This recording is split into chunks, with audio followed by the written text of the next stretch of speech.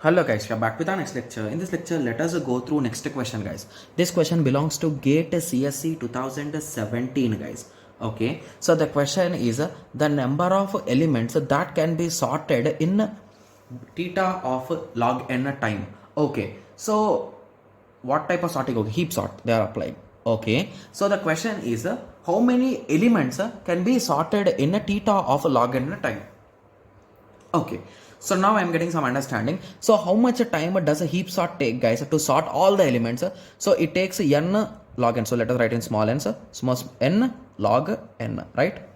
Yes. So now the question is in log n time, how many elements it is going to sort?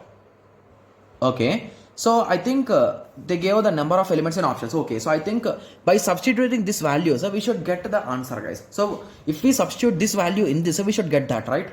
Because this elements can be sorted in this much time.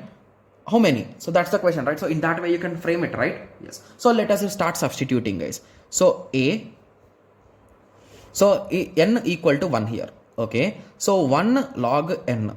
So what is the answer guys? It is nothing but big O or theta or any kind of representation, it will be 1 only, right? Yes. Okay, similarly moving on to option B, it is a root log n. Obviously it will be base 2 guys, so there is nothing much to think.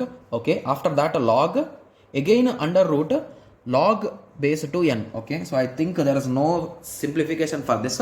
Okay, so anyway let us go through option C. Okay, so this option seems to be a bit complex, right? So log n by log n. Okay, this sounds really nice, right? Yes, log of n. So again log n unit, right? So log n by log of log n. Okay, so I think there is some simplification for this, right? So I am observing some things. Okay, so let us write this in terms of subtraction guys. Okay, so log of n by log of log n into log of log n minus log of log n. So you can write it in this way, right? Yes. So log n. So if you recall, one of the important property with respect to the certain asymptotic notations is you can avoid lesser values, right? So if you compare log n and log n, which will be lesser guys? So this will always be lesser, right? So let us assume it as 0. Okay, yes. Okay, so if you consider this, it will be log n into log n, and the denominator is a log n. So now I observed that these two are equal, so indirectly we got log n. Wow, I think option C should be the correct answer and it's matching with our given question. So let us test D also. Okay, so D, so initially log n and at the end log n.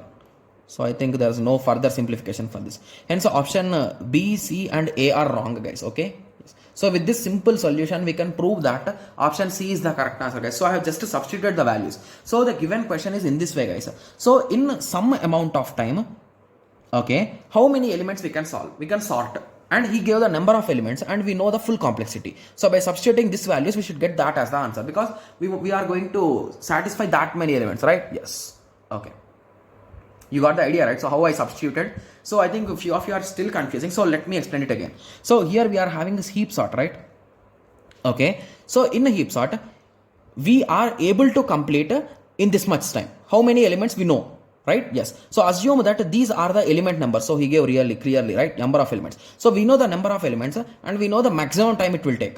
So if you substitute these two values, you should get this answer if any one of them is correct answer, right? Yes. So that's what I have did guys. Okay. Yes. So now at least you got some idea, right? So how exactly I have solved it. Okay. So I hope everyone got a clear idea. So in the next lecture, let us continue with the next question. Thank you.